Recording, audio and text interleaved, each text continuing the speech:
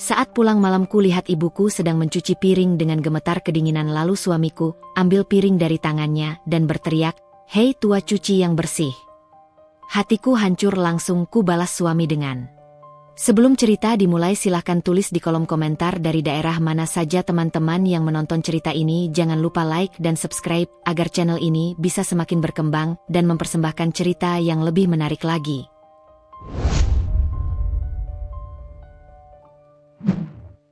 Pukul 5 pagi selalu terdengar sama di rumah itu. Alarm ponsel Nadira bergetar pelan di sisi tempat tidur, nyaris seperti bisikan. Ia tidak pernah membiarkannya berbunyi keras. Sejak lama, ia terbiasa bangun sebelum bunyi itu sempat mengganggu siapapun. Tangannya terulur, mematikan alarm dalam satu sentuhan, lalu ia duduk perlahan agar kasur di sisi lain tidak bergeser terlalu banyak. Rangga masih tidur. Punggungnya menghadap Nadira. Napasnya teratur, bahunya naik turun dengan ritme yang menenangkan sekaligus terasa asing. Nadira sempat menatap punggung itu beberapa detik, bukan dengan rindu yang menggebu, melainkan dengan kebiasaan seseorang yang sudah terlalu lama berbagi ruang tanpa banyak bicara. Ia turun dari ranjang, merapikan selimut Rangga sedikit, lalu melangkah ke kamar mandi. Semua dilakukan dengan urutan yang sama setiap hari. Sikat gigi diletakkan kembali di tempat semula, handuk digantung rapi, air dimatikan tepat waktu. Nadira menyukai keteraturan. Jadwal memberinya rasa aman, seolah hidup bisa dikendalikan selama ia tidak melewatkan satu langkah pun. Dapur menyambutnya dengan aroma sisa kopi semalam. Ia membuka jendela, membiarkan udara pagi masuk, lalu menyalakan kompor. Panci kecil untuk merebus air, wajan untuk telur. Tidak pernah lebih dari 2 menu. Ia tahu Rangga tidak suka sarapan yang terlalu ramai. Sederhana saja, katanya, asal mengenyangkan. Sambil menunggu air mendidih, Nadira membuka ponselnya, memeriksa kalender. Rapat pukul 9. Laporan bulanan harus dikirim sebelum makan siang. Tidak ada catatan lain. Hidupnya jarang menyimpan kejutan. Rangga keluar kamar sekitar setengah jam kemudian. Sudah rapi, kemeja disetrika, rambut disisir dengan teliti. Ia selalu tampak siap, bahkan sebelum hari benar-benar dimulai. "Kopi?" tanyanya singkat. "Sudah," jawab Nadira, mendorong cangkir ke arahnya. Mereka duduk berhadapan di meja makan. Sendok beradu dengan piring, bunyi kecil yang mengisi keheningan. Tidak ada percakapan panjang, hanya potongan kalimat yang fungsional. "Hari ini aku pulang agak malam. Ada meeting dengan klien." "Iya." "Mobilnya jangan dipakai dulu. Aku mungkin perlu." "Iya." Nada suara mereka datar, tanpa emosi berlebih. Bukan dingin, tapi juga bukan hangat. Seperti dua orang yang sudah memahami perannya masing-masing dan tidak merasa perlu menambahkan apapun. Jika ada yang melihat dari luar, mereka akan tampak serasi. Rumah bersih, halaman terawat, 2 mobil terparkir rapi. Rangga dikenal sebagai pria sukses di lingkungannya. Posisinya di perusahaan membuat banyak orang segan. Ia sering dijadikan rujukan saat ada urusan administrasi RT atau kegiatan sosial. Nadira, di sisi lain, jarang menonjol, tapi selalu ada di belakang layar, memastikan semuanya berjalan lancar. Setelah sarapan, Rangga berangkat lebih dulu. Nadira mengantarnya sampai pintu, seperti biasa. "Hati-hati," ucapnya. Rangga mengangguk, lalu pergi tanpa menoleh. Pintu tertutup, dan rumah kembali sunyi. Nadira membereskan meja makan dengan gerakan efisien. Tidak ada yang tersisa. Piring dicuci, meja dilap, kompor dibersihkan. Ia tidak suka meninggalkan pekerjaan setengah jadi. Ada kepuasan kecil setiap kali dapur kembali rapi, seolah ia telah memenangkan sesuatu yang tak terlihat. Sebelum berangkat kerja, ia menyempatkan diri menyiram tanaman di teras. Daun-daun hijau tampak segar, hasil perawatan rutin yang tidak pernah ia lewatkan. Tetangga sering memuji ketelatenannya. "Rumahmu enak dilihat, Nat," kata mereka. Ia hanya tersenyum. Di kantor, Nadira dikenal sebagai pegawai yang dapat diandalkan. Tidak banyak bicara, jarang mengeluh, selalu menyelesaikan tugas tepat waktu. Ia tidak pernah terlibat gosip, tidak pernah datang terlambat. Meja kerjanya rapi, file tersusun sesuai urutan. Laras, sahabatnya sekaligus rekan kerja, sering menggoda kebiasaannya itu. "Kamu ini seperti hidup pakai checklist," katanya suatu siang. Nadira tersenyum kecil. "Biar nggak ada yang terlewat." "Capek nggak sih?" Nadira berpikir sejenak. Kalau sudah terbiasa, nggak. Ia tidak berbohong. Atau setidaknya, ia sudah terlalu terbiasa dengan ritme itu untuk menyebutnya lelah. Pulang kerja, Nadira biasanya sampai lebih dulu. Ia kembali ke rumah yang sama tenangnya. Kadang Rangga sudah pulang, kadang belum. Jika belum, ia akan memasak, menyiapkan makan malam, lalu menunggu. Jika sudah, mereka makan bersama, lalu menonton televisi tanpa benar-benar memperhatikan acara yang diputar. Percakapan mereka tetap singkat. Tentang pekerjaan, tentang hal-hal praktis. Jarang sekali membahas perasaan. Bukan karena dilarang, tapi karena tidak pernah terasa perlu. Malam itu pun berjalan seperti biasa. Rangga pulang sekitar pukul 8. Nadira sudah menyiapkan makan malam. Mereka duduk di ruang makan, televisi menyala di latar belakang. "Kantormu gimana?" tanya Rangga, tanpa menoleh. "Lancar." "Syukurlah." Itu saja. Setelah makan, Rangga masuk ke kamar kerja. Nadira membereskan dapur, lalu duduk di sofa, membuka ponsel. Ia membaca pesan dari ibunya yang menanyakan kabar. Ia membalas singkat, mengatakan semuanya baik-baik saja. Ia sering mengatakan itu, bahkan ketika tidak sepenuhnya yakin. Rumah itu, jika diperhatikan dengan saksama, tidak pernah benar-benar berantakan. Tidak ada piring menumpuk, tidak ada pakaian berserakan. Segalanya berada di tempatnya. Namun justru karena itu, terasa seperti ruang yang terlalu terjaga, terlalu berhati-hati, seolah tidak memberi ruang bagi kekacauan kecil yang menandakan kehidupan. Nadira kadang duduk sendirian di ruang tamu, mendengarkan suara jam dinding berdetak. Ia tidak merasa sedih, tapi juga tidak benar-benar bahagia. Perasaan itu netral, datar, seperti permukaan air yang tenang namun terlalu dalam untuk diterka. Ia ingat masa awal pernikahan mereka. Percakapan yang lebih panjang, tawa yang lebih sering, sentuhan yang tidak selalu direncanakan. Semua itu tidak hilang karena satu kejadian besar. Ia memudar perlahan, tergantikan oleh rutinitas dan kesibukan. Rangga bukan suami yang buruk. Ia bertanggung jawab, bekerja keras, memenuhi kebutuhan rumah tangga. Ia tidak pernah bersikap kasar, tidak pernah berteriak tanpa alasan. Justru itulah yang membuat segalanya sulit dijelaskan. Tidak ada satupun hal yang bisa ditunjuk sebagai kesalahan. Namun, ada jarak kecil yang tumbuh tanpa disadari. Jarak yang tidak terlihat oleh siapapun, bahkan oleh mereka sendiri. Jarak yang muncul ketika percakapan menjadi sekadar kewajiban, ketika kebersamaan diukur dari kehadiran fisik, bukan keterlibatan emosi. Suatu malam, saat Rangga sudah tertidur, Nadira duduk di tepi ranjang. Ia mematikan lampu, membiarkan kamar diterangi cahaya redup dari luar jendela. Ia menatap wajah suaminya yang tampak lelah. Ada rasa sayang di sana, tapi juga ada keasingan yang sulit ia pahami. Ia tidak tahu sejak kapan perasaan itu muncul. Tidak ada tanggal, tidak ada peristiwa khusus. Seperti debu yang menumpuk sedikit demi sedikit, hingga suatu hari ia menyadari permukaannya tidak lagi bersih. Nadira berbaring, memunggungi Rangga, dan menarik selimut hingga ke dada. Dalam gelap, pikirannya berkelana. Ia memikirkan ibunya, pekerjaannya, rumah yang selalu rapi. Ia memikirkan dirinya sendiri, perempuan yang jarang mengeluh dan selalu tampak baik-baik saja. Dan di antara semua itu, muncul satu pertanyaan yang tidak pernah ia ucapkan dengan suara keras. Aku sering bertanya, sejak kapan rumah tidak lagi terdengar seperti tempat pulang?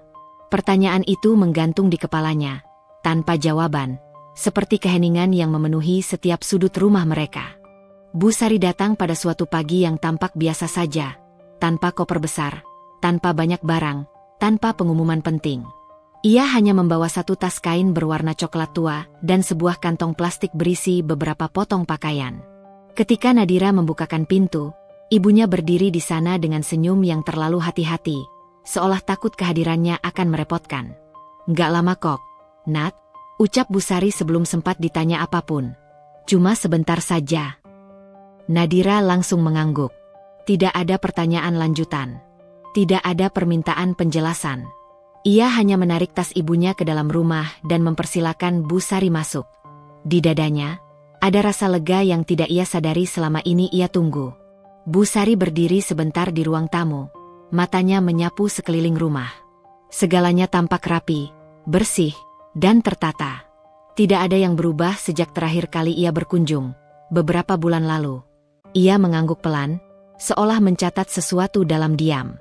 Rumahmu tetap bersih, katanya, nadanya ringan. Nadira tersenyum kecil. Ibu juga kelihatan sehat.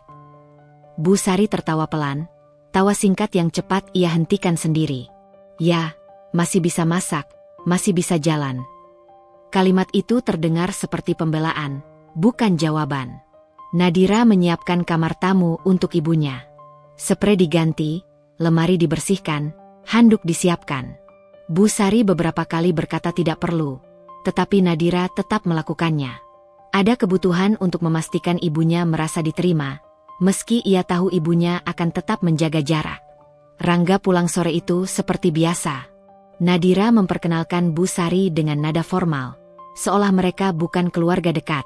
Ibu mau tinggal beberapa hari, kata Nadira. Oh, Rangga mengangguk. Silakan, Bu. Senyumnya sopan, nada suaranya datar. Tidak ada penolakan, tapi juga tidak ada kehangatan. Bu Sari segera membalas dengan anggukan kecil. Saya nggak lama, Nak, katanya. Cuma sampai urusan selesai. Rangga tidak bertanya urusan apa. Ia hanya mengangguk lagi, lalu masuk ke kamar. Malam pertama berjalan tanpa banyak percakapan. Bu Sari makan dengan porsi kecil, beberapa kali meminta maaf karena merasa merepotkan. Nadira berulang kali mengatakan tidak apa-apa, tetapi kata-kata itu terasa seperti formalitas yang sudah mereka hafal bersama. Setelah makan, Bu Sari menawarkan diri mencuci piring. Nadira menolak, tapi ibunya tetap berdiri di dapur, mengambil lap. Gak enak kalau cuma duduk, katanya. Nadira akhirnya membiarkannya, berdiri di samping, mengeringkan piring yang sudah dicuci. Tidak ada pembicaraan panjang, hanya suara air dan gesekan kain. Malam itu, Nadira tidur lebih nyenyak dari biasanya. Ada kehadiran lain di rumah yang membuatnya merasa tidak sendirian sepenuhnya. Keesokan paginya, Nadira terbangun lebih awal dari alarm. Ia mendengar suara pelan dari dapur. Ketika ia keluar kamar, lampu dapur sudah menyala. Bu Sari berdiri di sana, mengenakan sweater tipis, sedang menanak nasi. Ibu kenapa nggak bangunin aku? Tanya Nadira. Bu Sari terkejut kecil. Oh, ibu kira kamu masih capek. Ibu biasa bangun jam segini. Nadira melihat jam. Masih pukul 4 lewat sedikit. Ini terlalu pagi, katanya. Bu Sari tersenyum. Sudah kebiasaan. Sejak hari itu, Bu Sari selalu bangun lebih pagi dari siapapun. Ia menyapu lantai, menyiapkan air panas, merapikan dapur sebelum Nadira turun. Semua dilakukan dengan gerakan tenang, hampir tanpa suara. Jika Nadira memergokinya, Bu Sari akan segera berkata bahwa ia hanya mengisi waktu. Hari-hari berikutnya berjalan dengan ritme baru. Nadira berangkat kerja dengan perasaan lebih ringan. Ada seseorang di rumah yang ia tahu akan menunggunya, meski tidak dengan pelukan atau kata-kata manis. Cukup dengan keberadaan. Rangga tetap seperti biasa. Ia tidak mengganggu, tapi juga tidak mendekat. Interaksinya dengan Bu Sari terbatas pada sapaan singkat dan kalimat seperlunya. Tidak ada konflik, tapi juga tidak ada usaha untuk membangun kedekatan. Bu Sari memahami itu. Ia selalu menjaga jarak, tidak pernah duduk terlalu lama di ruang tamu saat Rangga ada.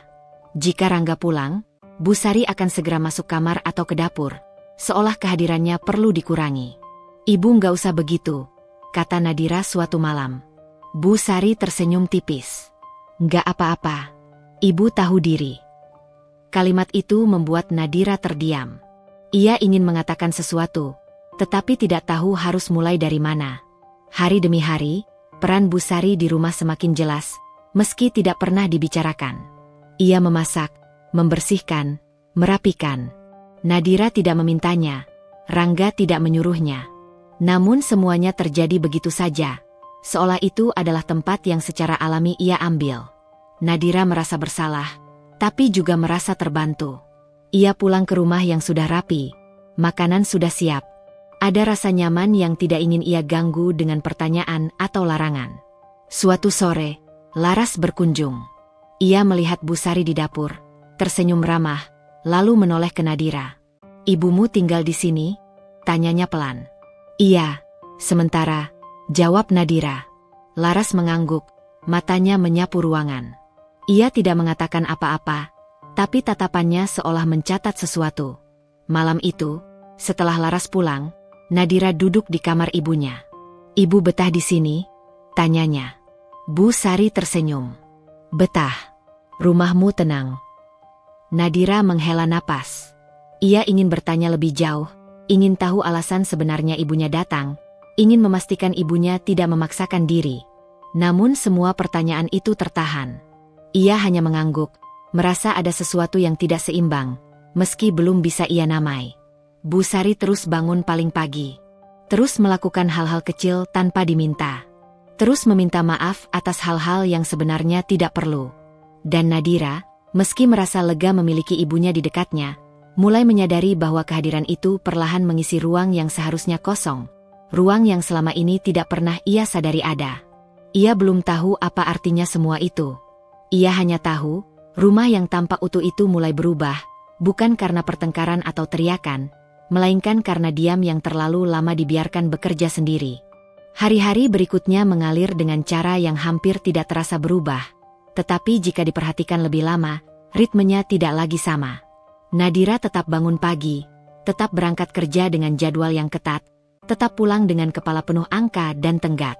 Namun kini, sebelum ia sempat menyentuh gagang pintu dapur, aroma masakan sudah lebih dulu menyambutnya. Bu Sari selalu ada di sana. Kadang berdiri di depan kompor, kadang duduk di kursi kecil sambil mengupas bawang, kadang hanya menyapu lantai dengan gerakan perlahan. Ia melakukannya tanpa suara, tanpa permintaan, tanpa ekspresi seolah sedang bekerja keras. Semua terlihat seperti kegiatan ringan yang mengisi waktu luang, bukan pekerjaan yang menuntut tenaga. "Ibu nggak capek?" tanya Nadira suatu pagi. Bu Sari menggeleng. "Enggak, lumayan buat gerak." Jawaban itu selalu sama, seolah sudah dihafal. Awalnya Nadira merasa canggung.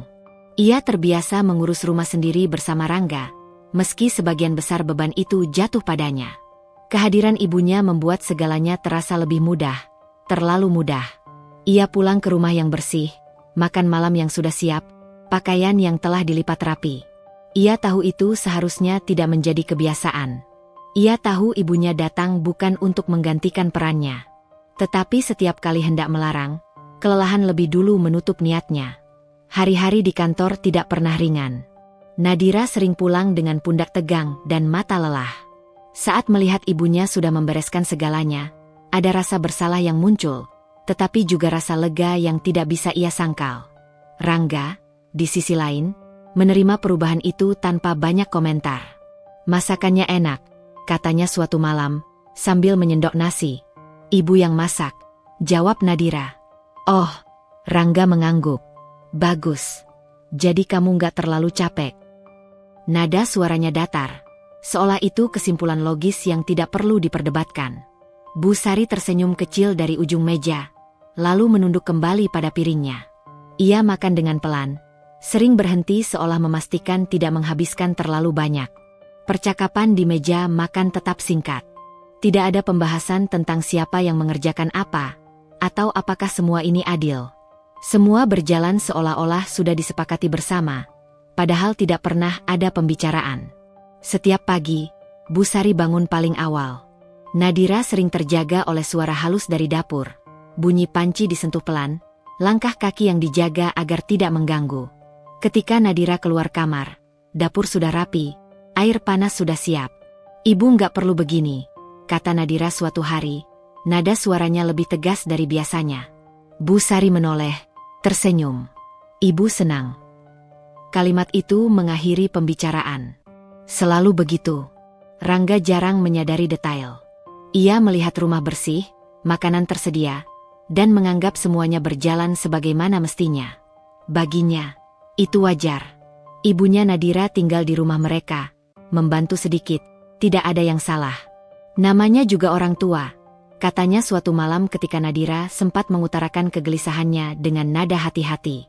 Pasti pengin merasa berguna. Nadira tidak menjawab. Ia tidak tahu bagaimana menjelaskan bahwa kegelisahannya bukan soal bantuan, melainkan tentang beban yang berpindah tanpa disadari. Hari demi hari, peran Bu Sari semakin jelas. Ia bukan tamu, tapi juga tidak pernah disebut sebagai sesuatu yang lain. Ia ada di antara. Terlalu aktif untuk disebut sekadar tinggal, terlalu pasif untuk disebut bekerja. Ia mencuci pakaian, termasuk pakaian Rangga, tanpa diminta. Ia menjemurnya rapi, melipatnya dengan hati-hati. Jika Nadira memergokinya, Bu Sari akan berkata bahwa ia hanya membantu. Rangga tidak pernah berkomentar. Pakaian bersih sudah tersedia, itu saja yang penting. Suatu sore, Laras datang berkunjung lagi. Ia duduk di ruang tamu bersama Nadira, sementara Bu Sari sibuk di dapur. Dari tempat mereka duduk, suara air mengalir terdengar pelan. "Ibumu rajin sekali," kata Laras, matanya mengikuti gerakan Bu Sari. Nadira tersenyum tipis. Dia nggak bisa diam. Laras mengangguk, lalu terdiam sejenak. Ia menatap Nadira dengan ekspresi yang lebih serius. "Nat," katanya pelan, "ibumu di sana sebagai tamu atau pembantu?" Pertanyaan itu sederhana, tapi terasa seperti mengetuk sesuatu yang selama ini Nadira tutup rapat. Ia terdiam, tidak langsung menjawab. "Aku nggak maksud apa-apa," lanjut Laras. "Cuma, kelihatannya dia melakukan segalanya." Nadira menarik napas. "Aku juga nggak nyuruh." "Aku tahu," kata Laras. "Tapi kamu juga nggak melarang." Kata-kata itu menggantung di udara. Nadira merasa dadanya sedikit sesak, tapi ia memaksakan senyum.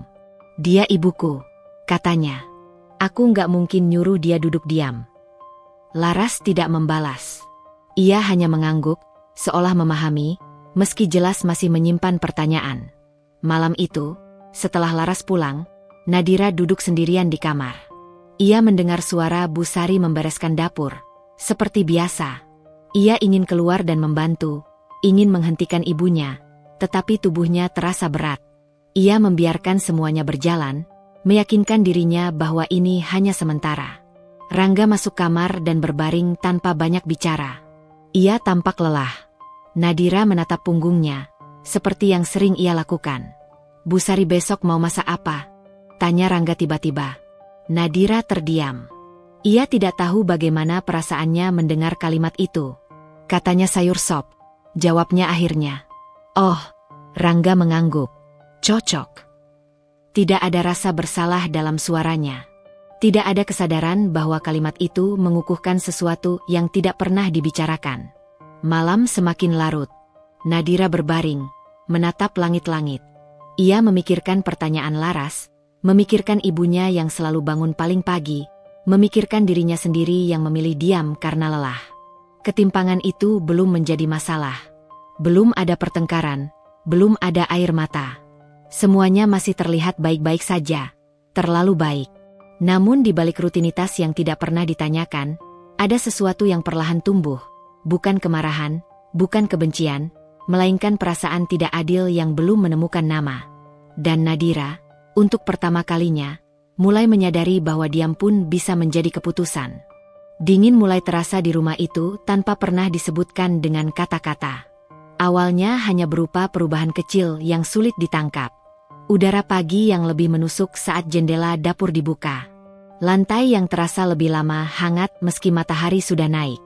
Nadira tidak langsung menyadarinya, karena rutinitasnya terlalu padat untuk memperhatikan hal-hal semacam itu. Namun tubuh Bu Sari merespons dingin itu dengan cara yang tidak bisa diabaikan. Batuknya muncul pelan-pelan, nyaris seperti kebiasaan. 1-2 kali di pagi hari, kemudian merambat ke malam. Bu Sari selalu menutup mulutnya dengan tangan, berusaha meredam suara, seolah batuk itu sesuatu yang perlu disembunyikan. "Ibu nggak apa-apa?" tanya Nadira suatu pagi ketika mendengar suara batuk dari dapur. Bu Sari tersenyum, senyum yang cepat dan hati-hati. Masuk angin sedikit.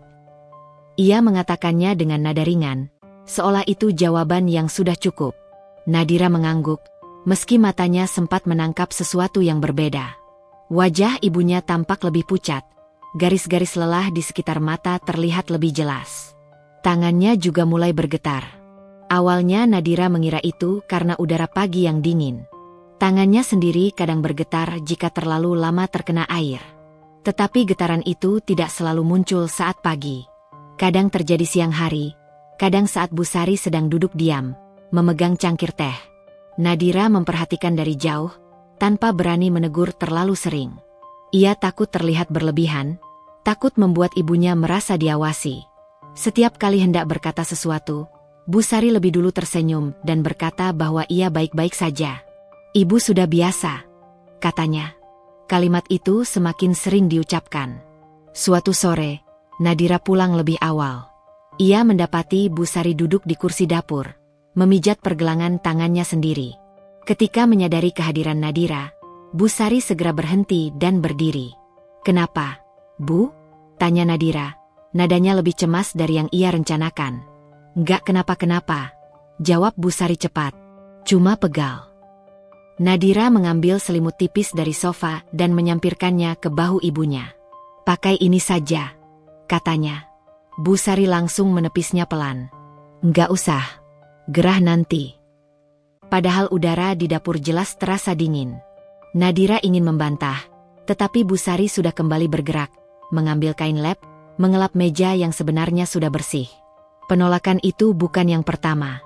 Setiap kali Nadira menawarkan jaket, selimut, atau sekadar menyuruh ibunya duduk, Bu Sari selalu menolak dengan alasan yang terdengar masuk akal, tetapi diulang terlalu sering. "Nanti listriknya boros kalau pakai air panas terus. AC-nya jangan dinyalakan, ibu nggak apa-apa. Biar ibu saja, kamu capek." Nadira mulai merasa gelisah. Ada dorongan kuat untuk bersuara, untuk memaksa ibunya berhenti, untuk mengatakan bahwa semua ini tidak perlu. Namun setiap kali ia menatap wajah ibunya yang berusaha tampak kuat, kata-kata itu tertelan kembali. Rangga tidak banyak memperhatikan perubahan itu. Ia pulang, makan, bekerja, tidur, seperti biasa. Namun belakangan, ia mulai lebih sensitif pada hal-hal kecil yang berkaitan dengan kenyamanan dan biaya. "Air panas nyala terus?"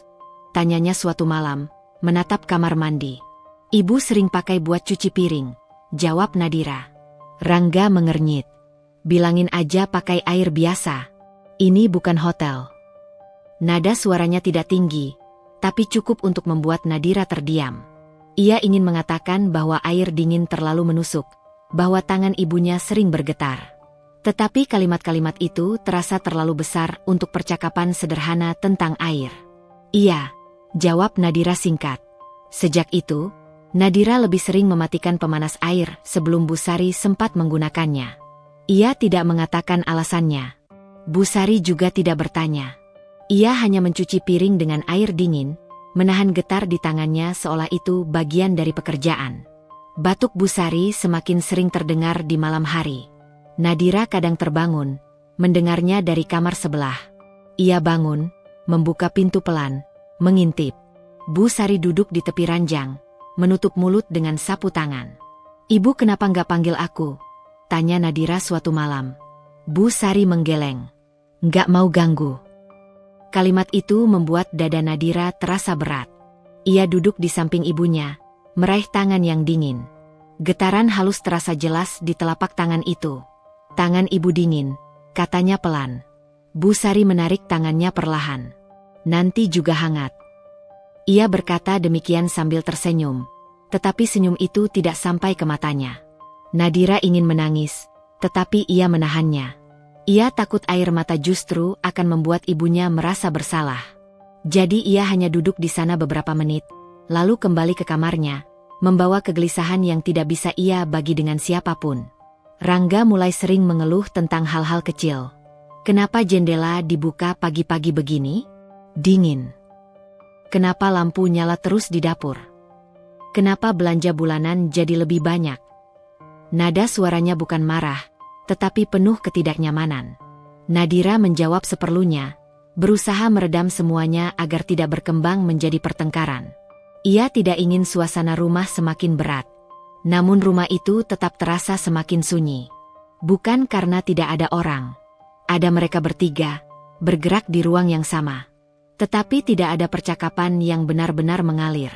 Setiap orang sibuk dengan perannya masing-masing, seolah berjalan di jalur yang tidak pernah bersinggungan. Bu Sari semakin sering diam.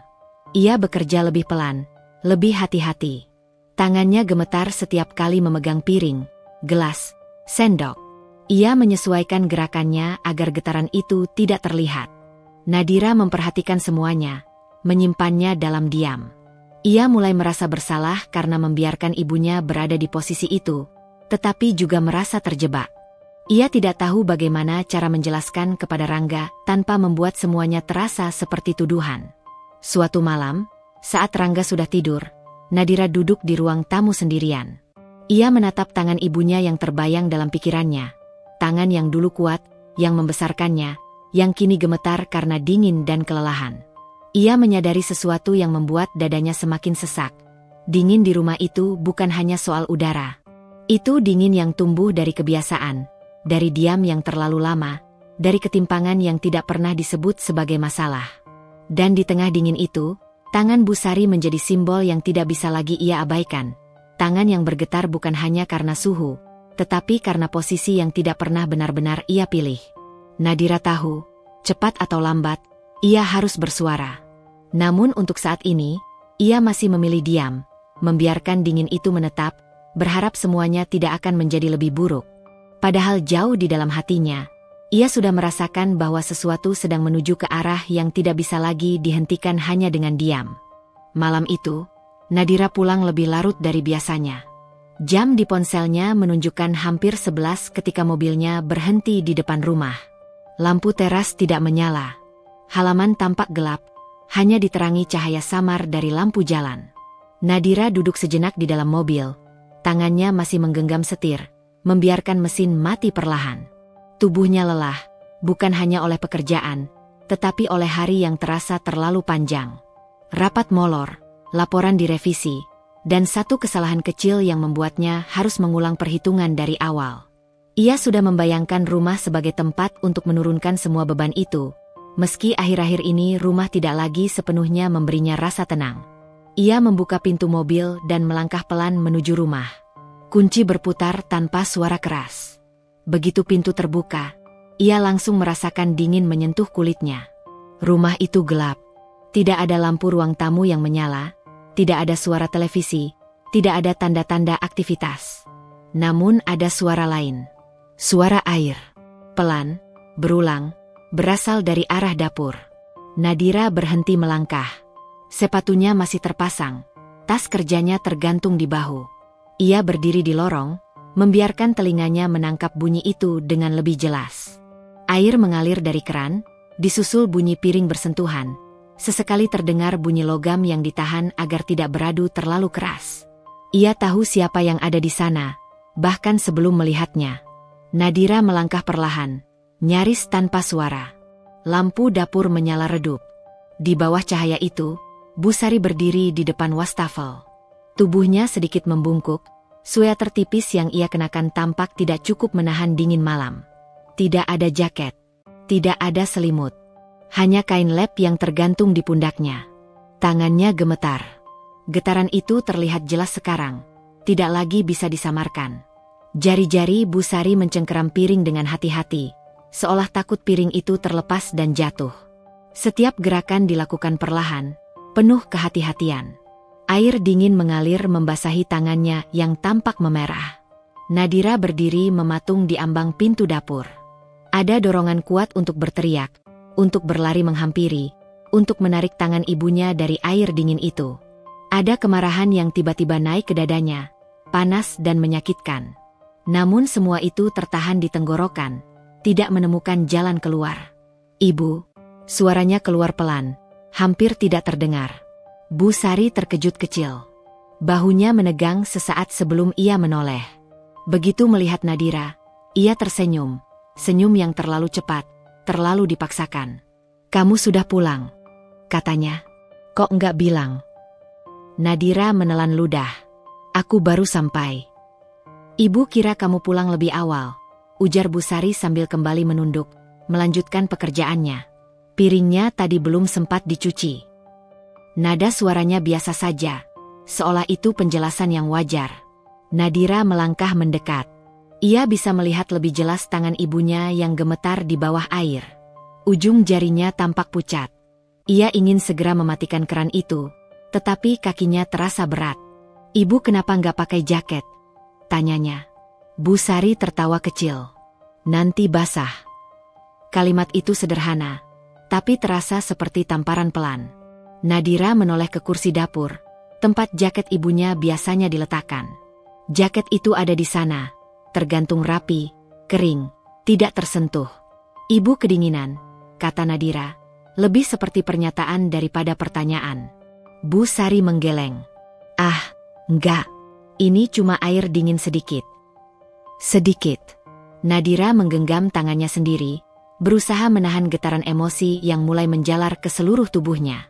Ia merasa marah, bukan hanya kepada keadaan, tetapi juga kepada dirinya sendiri. Kepada semua hari di mana ia membiarkan ini terjadi, kepada semua malam di mana ia memilih diam. Ia mengambil kain lap dari meja dan mulai mengeringkan piring yang sudah dicuci, berdiri di samping ibunya. Tidak ada kata-kata di antara mereka. Hanya suara air dan napas yang tertahan. Besok ibu jangan cuci malam-malam, kata Nadira akhirnya. Nadanya berusaha tetap tenang. Iya, jawab Busari cepat. Ibu lupa waktu. Padahal mereka berdua tahu, itu bukan soal lupa waktu. Nadira ingin mengatakan lebih banyak. Ingin mengatakan bahwa ini tidak adil. Bahwa ibunya tidak seharusnya berdiri di dapur gelap, mencuci piring di tengah malam dengan tangan gemetar. Tetapi kata-kata itu terasa terlalu besar, terlalu berbahaya untuk diucapkan malam itu. Ia tahu Rangga belum pulang. Sepatu suaminya tidak ada di rak. Kamar masih gelap. Keheningan rumah itu terasa menggantung, seperti napas yang ditahan terlalu lama. Setelah piring terakhir dibilas, Busari mematikan keran.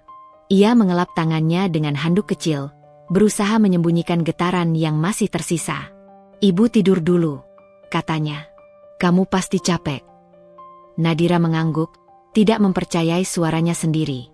Ia mengantar ibunya sampai pintu kamar, memastikan lampu menyala. Busari masuk dan menutup pintu pelan, seperti biasa. Nadira kembali ke dapur sendirian. Ia berdiri di sana beberapa menit, menatap wastafel, menatap air yang masih menetes pelan dari keran. Tangannya terulur, mematikan keran itu dengan gerakan yang sedikit lebih keras dari biasanya. Dadanya terasa sesak. Ia duduk di kursi dapur, menunduk, mencoba mengatur napas. Ia tidak menangis. Air mata itu ada. Ia bisa merasakannya, tetapi ia menahannya. Ia belum siap.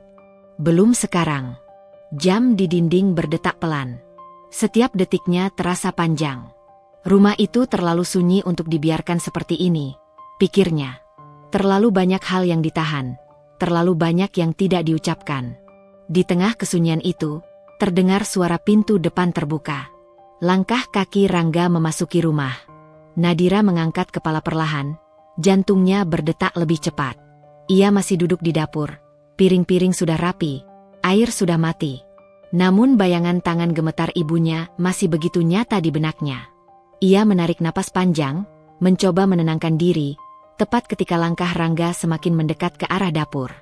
Dan di titik itulah malam itu berhenti, menggantung, tepat sebelum segalanya berubah. Langkah kaki Rangga terdengar semakin jelas mendekati dapur. Nadira masih duduk di kursi ketika bayangan tubuh suaminya muncul di ambang pintu. Lampu dapur yang redup membuat wajah Rangga tampak lebih keras dari biasanya. Kerah kemejanya sedikit terbuka, raut lelah bercampur kesal terlihat jelas. Ia berhenti sejenak, menatap ruangan itu, seolah sedang menilai sesuatu yang tidak sesuai dengan harapannya. Belum tidur? Tanyanya singkat pada Nadira.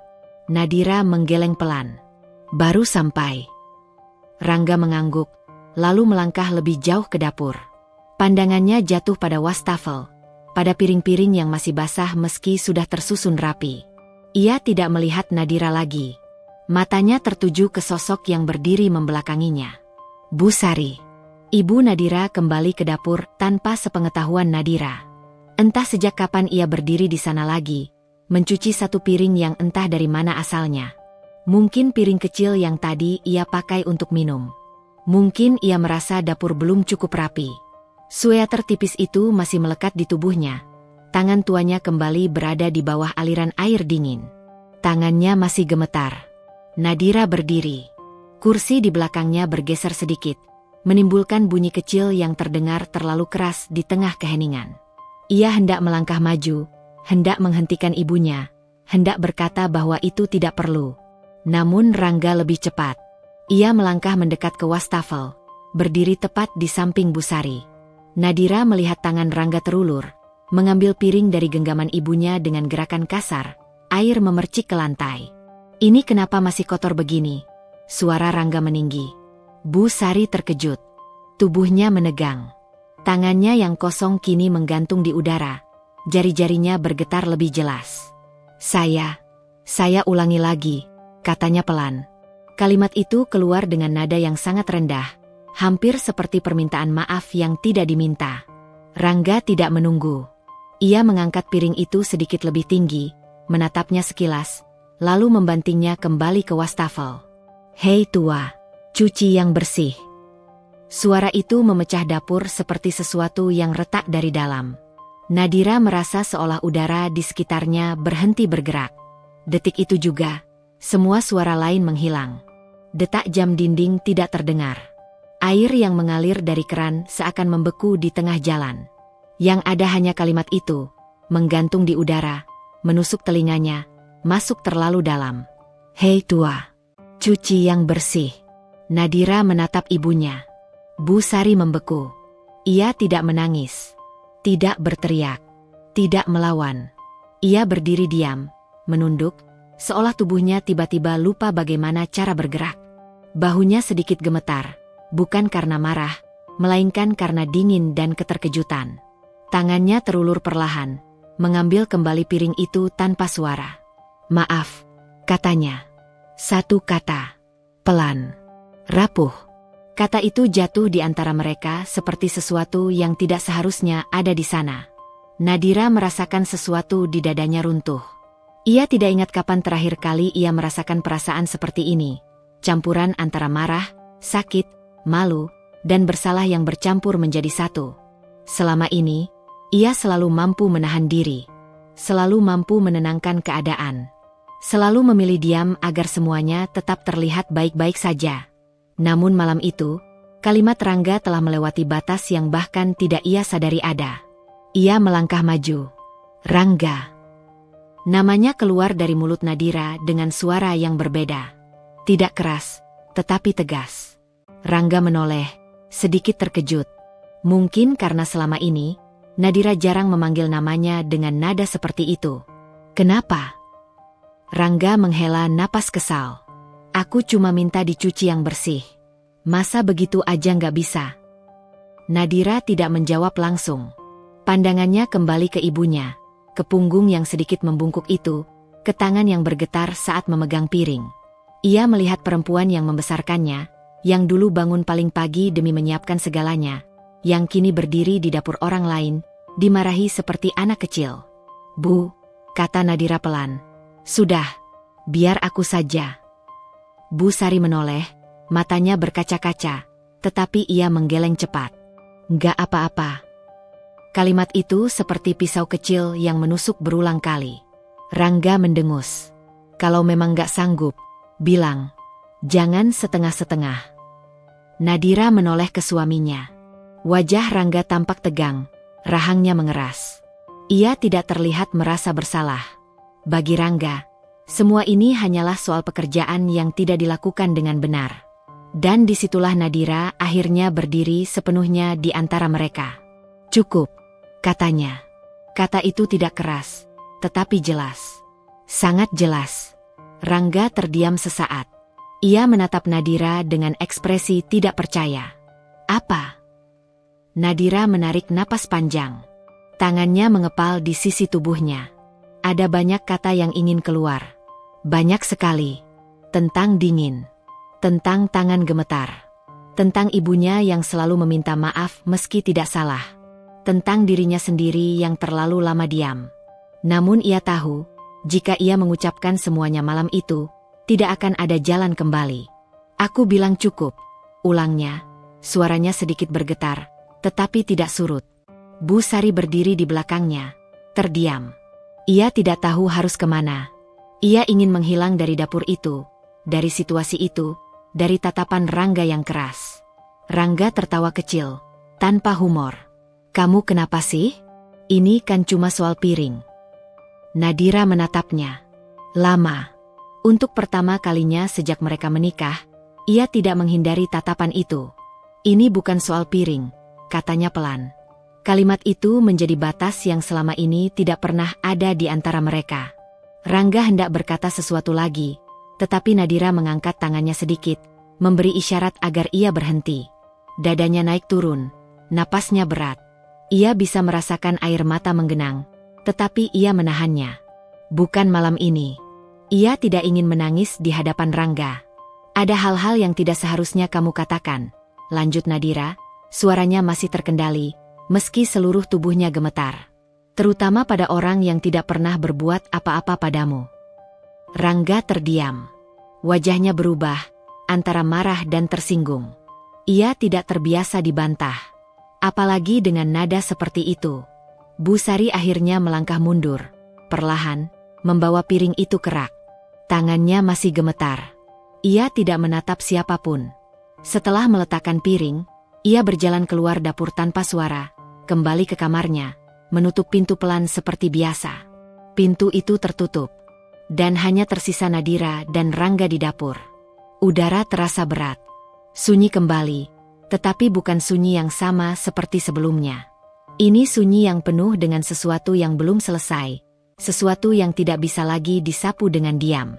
Rangga menatap Nadira, matanya menyipit. Sejak kapan kamu berani bicara seperti itu?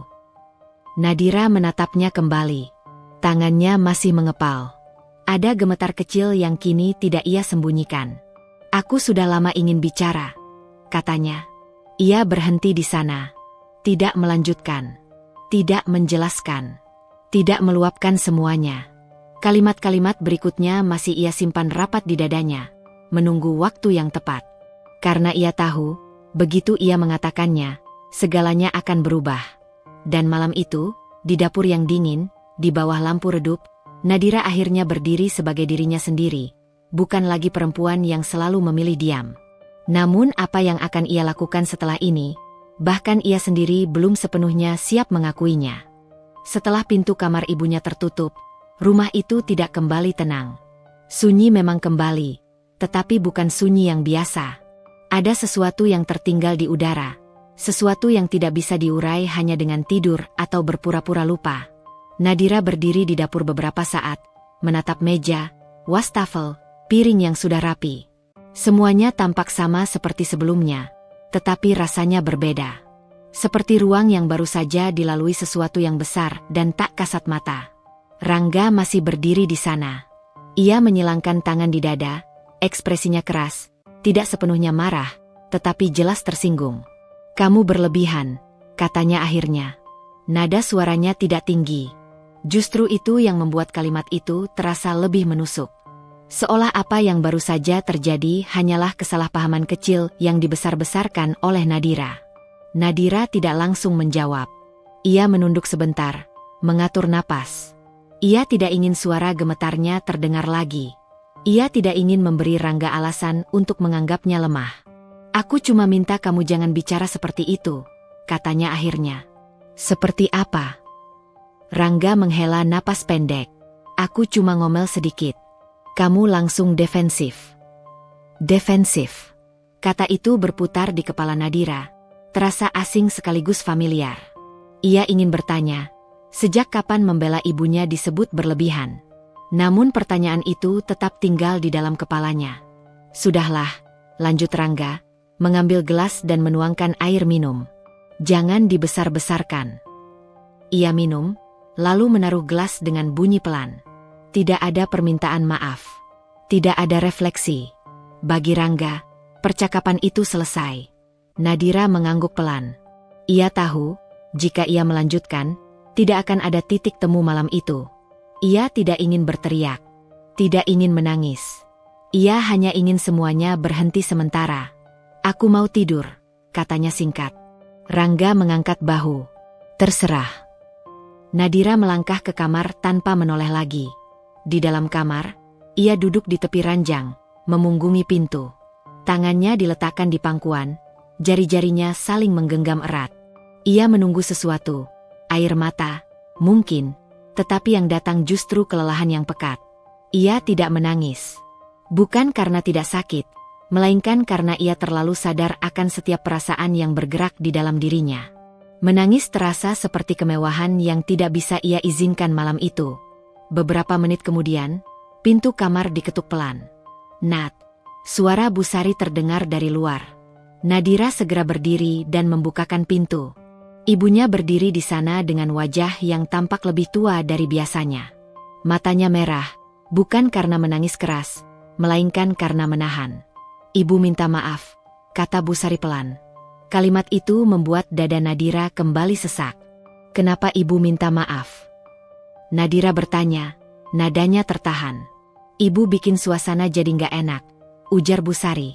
"Kalau ibu nggak di dapur, mungkin."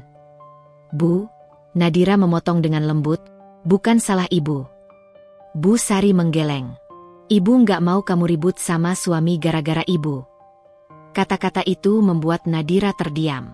Ia menatap ibunya lama, mencoba memahami bagaimana seorang ibu bisa memikul rasa bersalah atas perlakuan yang diterimanya sendiri. "Ibu nggak salah apa-apa," ulang Nadira, kali ini lebih tegas. Bu Sari tersenyum kecil, senyum yang tidak meyakinkan. "Ibu tahu tempat ibu." Kalimat itu seperti menutup sesuatu.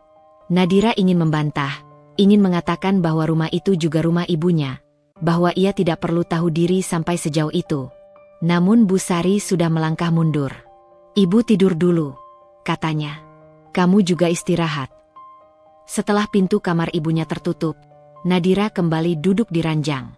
Ia menatap dinding, membiarkan kata-kata ibunya berputar-putar di kepalanya. "Aku tahu tempat ibu." Kalimat itu terus terngiang, membuatnya sadar akan satu hal yang selama ini ia hindari. Diamnya ia selama ini telah menempatkan ibunya di posisi yang tidak semestinya. Rangga masuk kamar beberapa saat kemudian.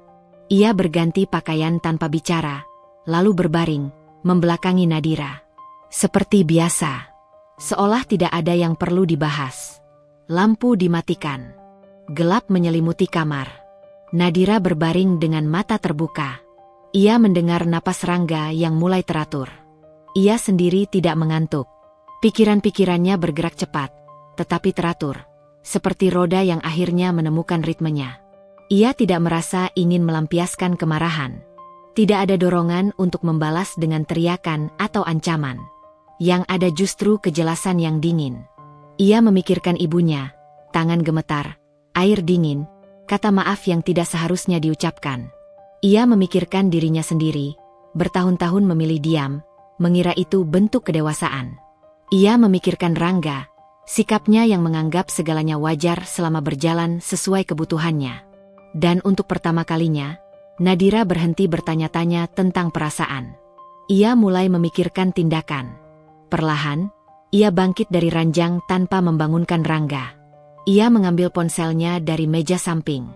Cahaya layar menyala, menerangi wajahnya yang kini tampak tenang. Terlalu tenang untuk seseorang yang baru saja melalui malam seperti itu. Ia tidak terburu-buru. Tidak ada tangan gemetar. Tidak ada napas terengah. Semua dilakukan dengan kesadaran penuh.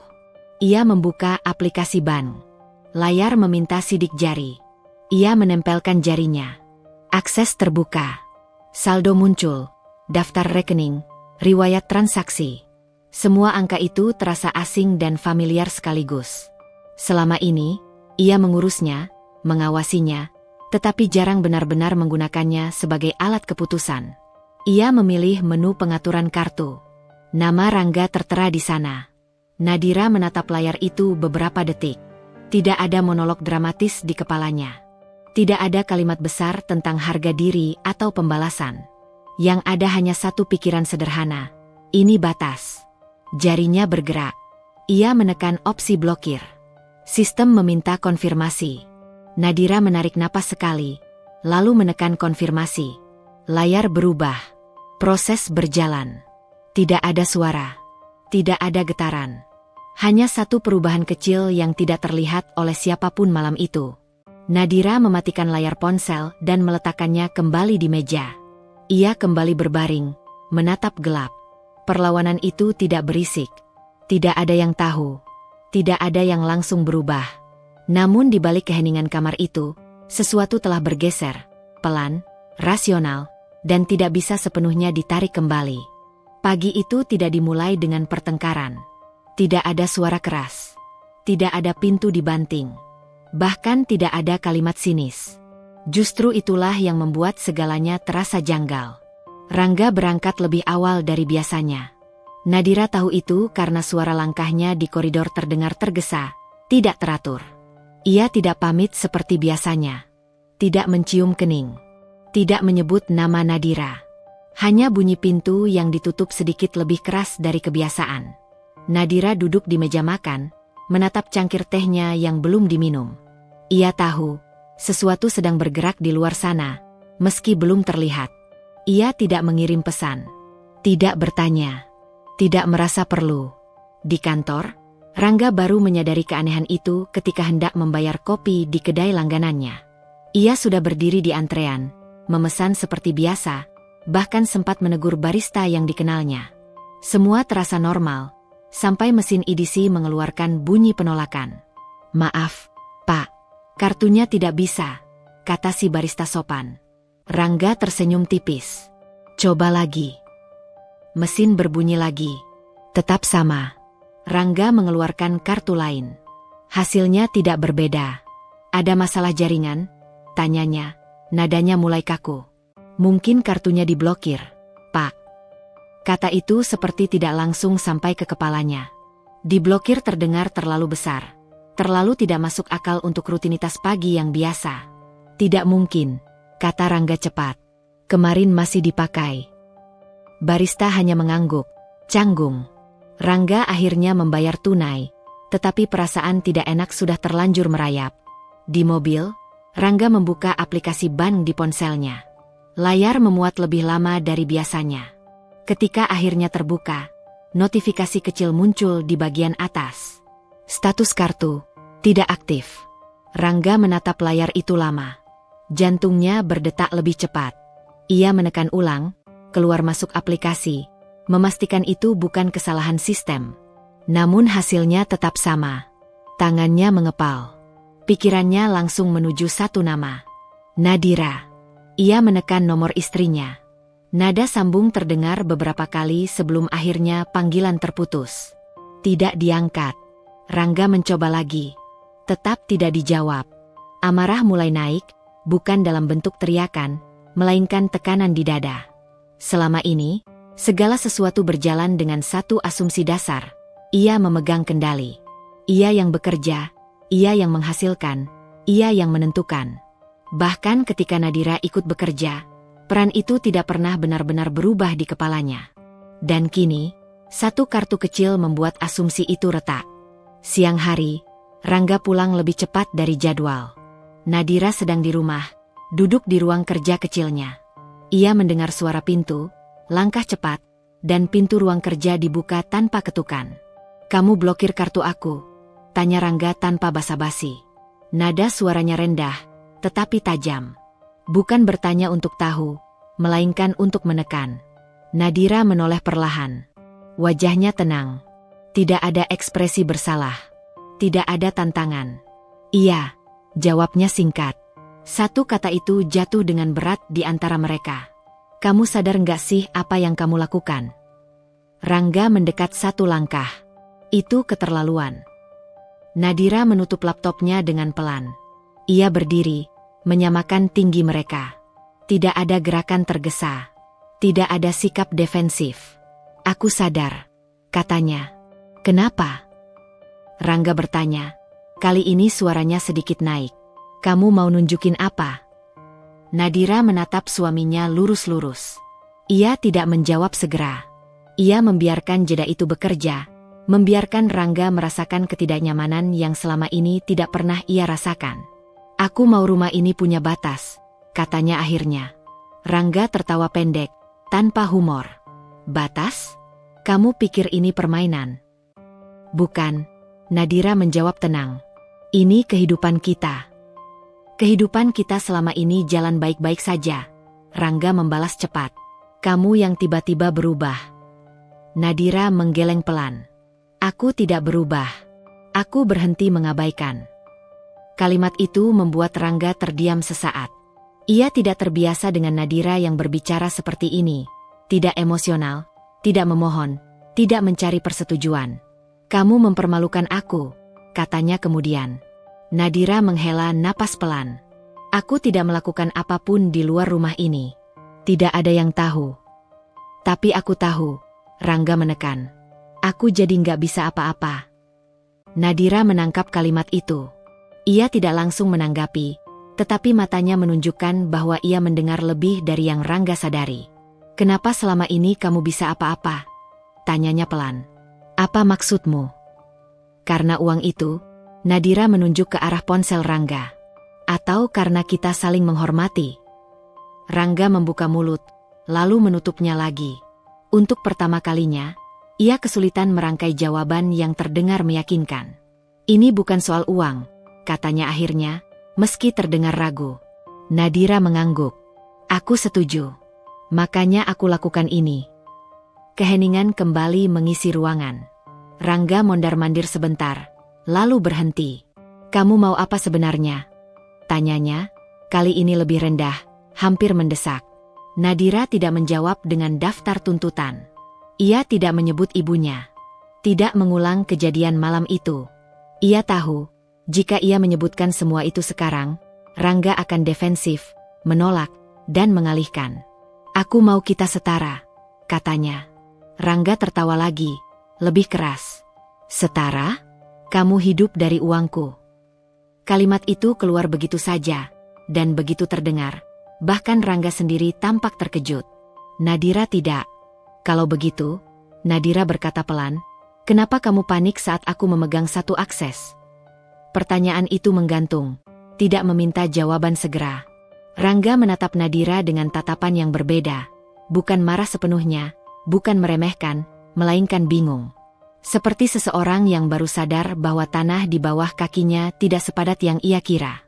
Aku kepala keluarga, katanya, mencoba kembali ke pijakan lamanya. Nadira mengangguk kecil. Dan aku istrimu, bukan bawahannya. Rangga tidak menjawab. Rahangnya mengeras.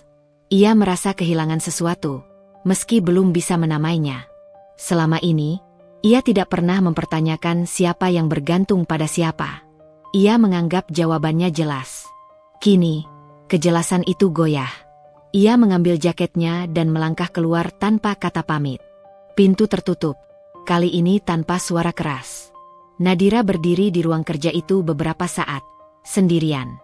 Tangannya tidak gemetar. Dadanya terasa sesak, tetapi bukan karena takut. Lebih karena menyadari bahwa pernikahannya baru saja memasuki wilayah yang belum pernah ia kenal. Ia tidak tahu apa yang akan terjadi setelah ini. Ia tidak tahu bagaimana Rangga akan merespons esok hari, atau lusa, atau minggu depan. Namun satu hal ia pahami dengan jelas. Kekuasaan yang tidak pernah dipertanyakan kini telah retak. Dan di balik retakan itu, pertanyaan yang selama ini terkubur mulai terdengar semakin nyaring. Siapa sebenarnya yang selama ini bergantung? Dan siapa yang hanya berpura-pura tidak membutuhkan siapapun? Malam itu hujan turun tanpa suara keras. Bukan hujan yang mengguyur dengan amarah, melainkan gerimis panjang yang membuat udara terasa lebih dingin dari biasanya. Nadira duduk di ruang tamu dengan lampu redup, selimut tipis melingkar di bahunya. Ia tidak menyalakan televisi, tidak membuka ponsel. Ia hanya mendengarkan bunyi hujan yang jatuh di atap dan halaman, seperti hitungan waktu yang tidak tergesa. Dari arah kamar, terdengar pintu dibuka perlahan. Bu Sari berdiri di ambang pintu, ragu-ragu, seperti tamu di rumah sendiri. Nadira menoleh dan langsung bangkit. Ibu belum tidur, tanyanya. Bu Sari menggeleng. Ibu ke dapur, mau minum. Kamu juga belum tidur. Nadira mengangguk. Temani aku sebentar, Bu. Bu Sari tampak ragu sejenak, lalu berjalan mendekat dan duduk di sofa, menjaga jarak secukupnya. Tangannya diletakkan di pangkuan, saling bertaut. Nadira memperhatikan tangan itu, keriputnya, uratnya, bekas kerja panjang yang tidak pernah benar-benar berhenti. Mereka duduk berdampingan dalam diam yang tidak canggung, hanya berat. Hujan terus turun. Ibu dingin. Nadira bertanya akhirnya. Tidak. Bu Sari menjawab cepat, refleks lama yang sulit dihilangkan. Namun Nadira tetap mengambilkan selimut lain dan menyelimutkannya di bahu ibunya tanpa bertanya lagi. Bu Sari tidak menolak kali ini. Beberapa menit berlalu sebelum Bu Sari bicara lebih dulu. Kamu bertengkar sama Rangga? Tanyanya pelan, tidak ingin terdengar menuduh. Nadira menarik napas. Bukan bertengkar.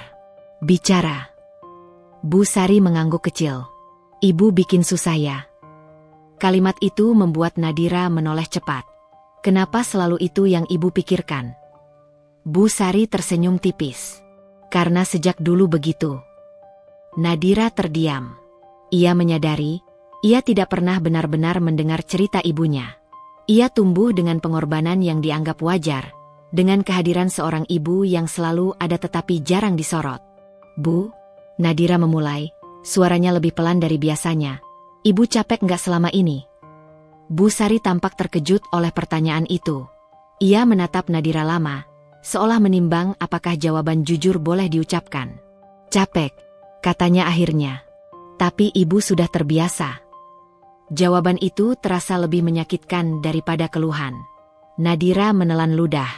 Sejak kapan, Bu? Bu Sari tersenyum samar. Sejak kamu kecil. Kalimat itu membuka pintu yang selama ini tertutup rapat. Ibu ingat waktu kamu kelas 3 SD. Bu Sari melanjutkan, matanya menerawang. Kamu mau ikut les menggambar.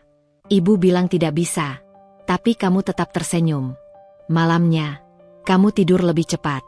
Besoknya, ibu jual cincin. Nadira membeku.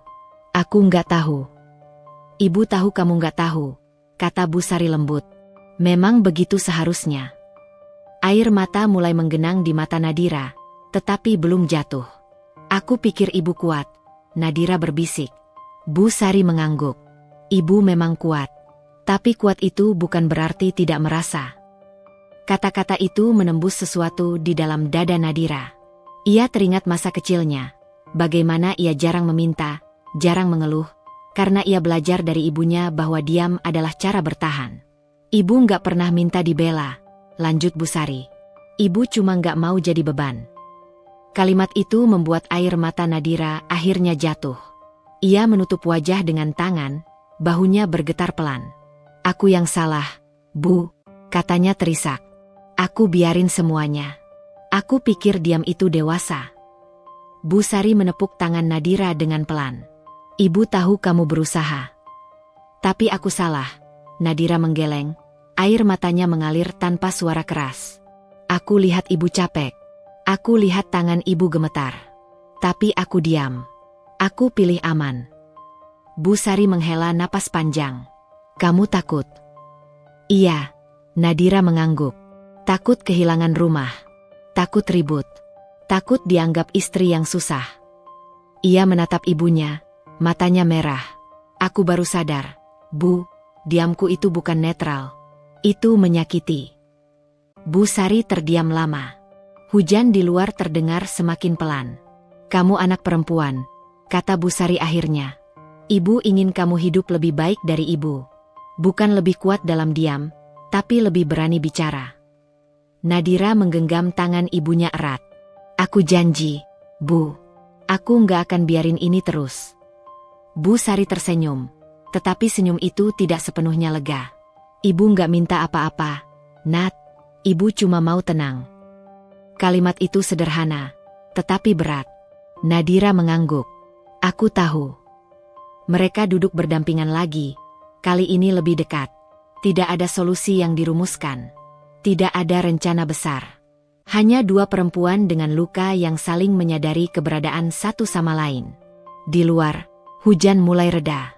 Nadira menyandarkan kepalanya di bahu ibunya, Seperti dulu. Bu Sari mengelus rambut Nadira dengan gerakan pelan, gerakan yang sama sejak Nadira kecil. Untuk pertama kalinya, Nadira tidak merasa harus kuat sendirian. Namun di dalam dirinya, sebuah kesadaran telah tumbuh. Bahwa cinta yang tidak melindungi, dan diam yang membiarkan, adalah bentuk kekerasan yang paling halus. Dan kesadaran itu belum menuntut keputusan apapun. Belum sekarang. Rumah itu masih berdiri seperti biasa. Tidak ada barang yang pecah. Tidak ada koper di sudut ruangan. Tidak ada pintu yang dikunci dari dalam. Dari luar, segalanya tampak utuh, nyaris rapi. Tetangga masih menyapa dengan senyum sopan. Lampu teras tetap dinyalakan setiap malam. Jadwal hidup berjalan seperti yang diharapkan lingkungan. Namun di dalamnya, sesuatu telah berubah bentuk. Rangga pulang lebih larut dari biasanya sejak hari itu. Bukan karena pekerjaan yang benar-benar bertambah, melainkan karena ia tidak lagi nyaman berada di rumah. Nadira bisa merasakannya dari cara langkah kaki Rangga yang kini selalu berhenti sebentar di depan pintu, seolah memastikan suasana sebelum masuk. Dari cara ia meletakkan tas dengan sedikit lebih keras. Dari cara ia duduk tanpa benar-benar duduk, seperti seseorang yang siap bangkit kapan saja. Percakapan mereka berubah menjadi seperlunya saja. Aku pulang. Iya. Makan sudah. Sudah. Tidak ada nada ramah. Tidak ada juga nada marah. Hanya kehati-hatian yang berlebihan.